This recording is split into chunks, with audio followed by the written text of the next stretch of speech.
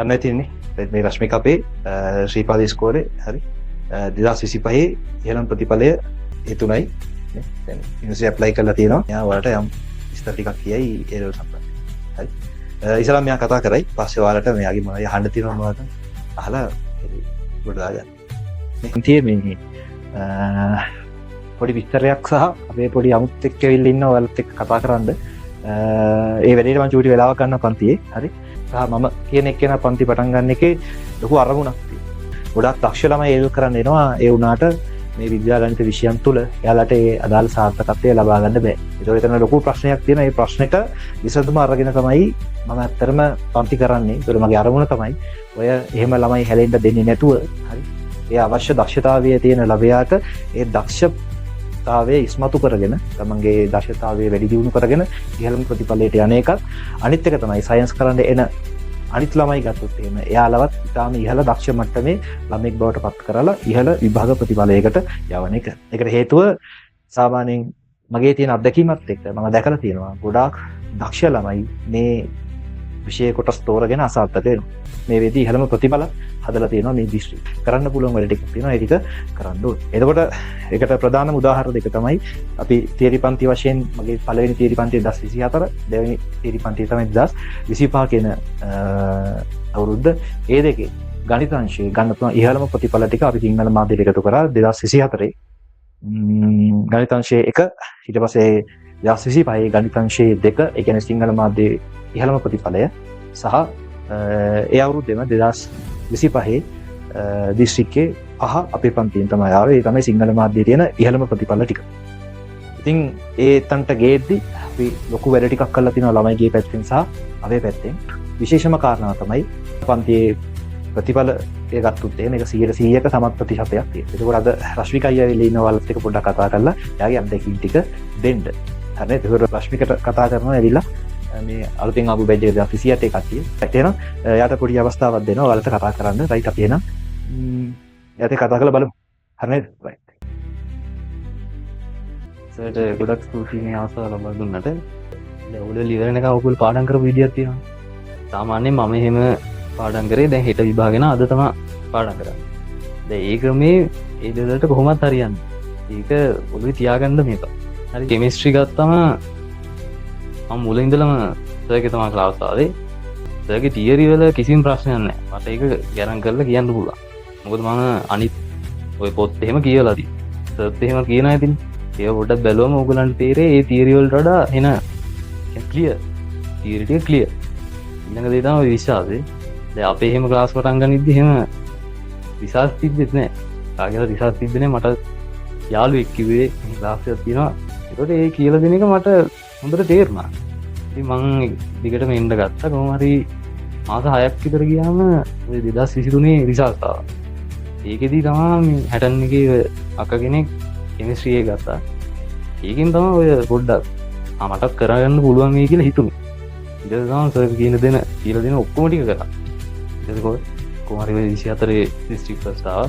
ඒකෙන් ඉතින් කොහොමද අර විශ්වාසය කියන එක එතකොට අදාළ නැහැ. මේ වෙලාවේදී රූටින් එකට වැඩ ටික කරගෙන යනවා. අර කියලා දෙන තියරි වලට ඒ කියන්නේ මේ හරිද වැරදිද ඒ කියන කිසිම ප්‍රශ්නයක් තියාගන්න ඕනේ නැහැ.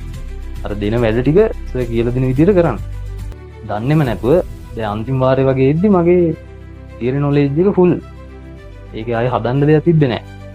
මගේ තිබ්බේ ටයිම් මැනේජ් කරගන්න එක තමයි තාම හදන්නේ. ඒකයි පේපර්ස් වල අහන ප්‍රශ්න වලට ඒ වෙලාවෙ හිතලා ලියන්න බෑ.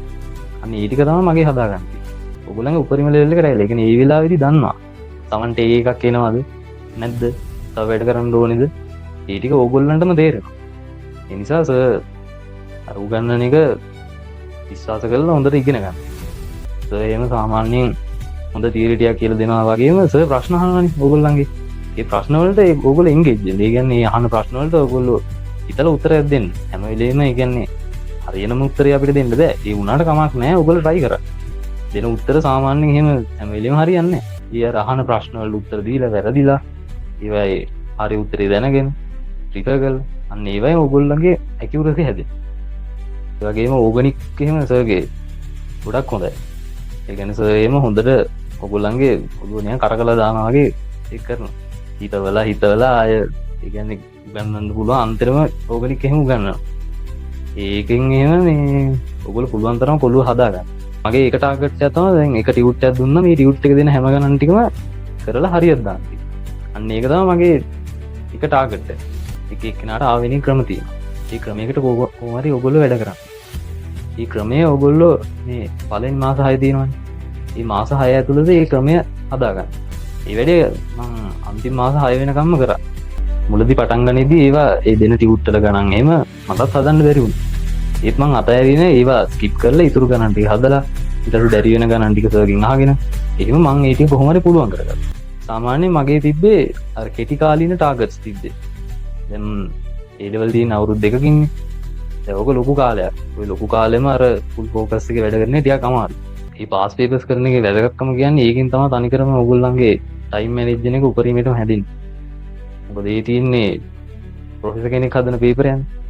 මම දවසේ දින වැඩ ගත්තම මම කොලේක ලියනවා.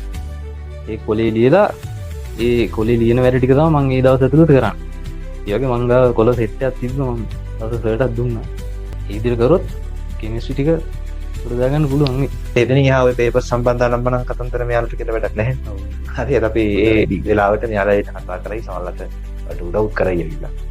හරි එළ වැඩේ කරගන්න සාමාන්‍යයෙන් මගේ ගොඩක් වැඩිපුර යන්නේ මේ පන්ති ආකෘතිය හැර මගේ පන්ති ආකෘතියක් නැහැ. ක්ලාස් ආකෘතියක් මේක ASCII නැහැ. එහෙනම් ක්ලාස් ආකෘතිය ASCII ළමෙක් උගන්නලා පාස් කරන එක පොඩක් අමාරුයි. ඒක මම දන්න එකක්. එතකොට අපි උගන්නන එක තමයි කරන්නේ. පළවෙනි දවසේ නම් තියරි කියලා අපි තියරි පැත්තෙන් ළමයාව ගේනවා ඉහළ මට්ටමකට. ඒක අහගෙන ඉන්න. අහගෙන ඉඳලා මොකද වාට විද්‍යාව කියන එකක් දන්නේ නැහැ නේ දැන් මේ මොහොතේ. ඒක වාට කරුණු. මේ කරුණු ටිකම කියනවා. කිව්වට පස්සේ ඔයාලා සූදානම් වෙනවා ඉහළ මට්ටමක ප්‍රශ්න වලට එම උත්තර ලියන්න. විශේෂයෙන් පාස් පේපර්ස් ටිකට උත්තර ලියන්න. ඊට අවශ්‍ය සියලු සිද්ධාන්තමය කරුණු ටික අපි පන්තියේ මොනවා කරනවද? සාකච්ඡා කරලා ගොඩක් අර මයින්ඩ් ගේම් එකක් වගේ තමයි ගහන්නේ. දැන් ඒක පොඩක් අමාරුයි ඒක වෙලාවට. හරි හැද ඉන්නවා. ඒ වුණාට ඒකේ ලොකු මක් වෙන සාර්ථකත්වයක් තියෙනවා. හරිද? එහෙනම් විශ්වාසයෙන් වැඩ කරන්න ඒකටම විශ්වාසයෙන් වැඩ කරන්න ඕනේ. අපිට දැන් ඔයාලට අපිව විශ්වාස නෙවෙයි තියෙන්න ඕනේ. ඒක ඇත්තම කතාව. අපිට කාව විශ්වාසයක් තියෙනවා.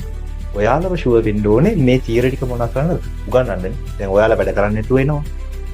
එතන උගන්වන්නේ කහන් ඉන්නේ. ඒක කාටද මේක විශ්වාසය දෙන්න ඕනේ. මට විශ්වාසයක් තියෙන්න ඕනේ ඔයාලා පිළිගන්න. එතකොට තමයි මම දන්න එක උගන්වන්න පුළුවන්. මම කියන එක තේරෙනවද? එහෙම නැත්නම් ඔයා මාව විශ්වාස කරන් ආව කියලා මුකුත් කරන්න බෑ. මෙතන වෙන්නේ අපි ඔයාලම වෙනස් කිරීම. කියන එක තේරෙනවද? ඔය ආකෘතියෙන් ඇවිල්ලා අපි ඒක ගේනවා ඊටාම් පැහැදිලිව මොකටද? එල් ආකෘතියට ඒක ඉහළ මට්ටම. ඒක අපි try කරලා බලමු ඔයාලගේ බෙජ්ජස් වල. රශ්මිකා ඊයරත් මත් කරනවා. මෙතනින් එහාට යා කැම්පස් එකට ඒකටත් සූපතමු. ඔයාලත් මොනා කරනවා? සෝවාතම මෙයාලා ඇවිල්ලා දැන් දවස් කිහිපයක් දවස් 3ක් වගේ දෙයක් ගන්න ඇති. මොන හරි දෙයක් අහන්න තියෙනවනේ මම මොනා කරන්නද? අහලා දෙන්න. අහලා තියෙනවා මොන ප්‍රශ්න තියෙනවනම් අහලා දෙන්න ගන්න. right. එහෙනම් බොහොම ස්තුතියි. අපි හැමෝම මොන හරි දෙයක් තියෙනවනම් අහන්න.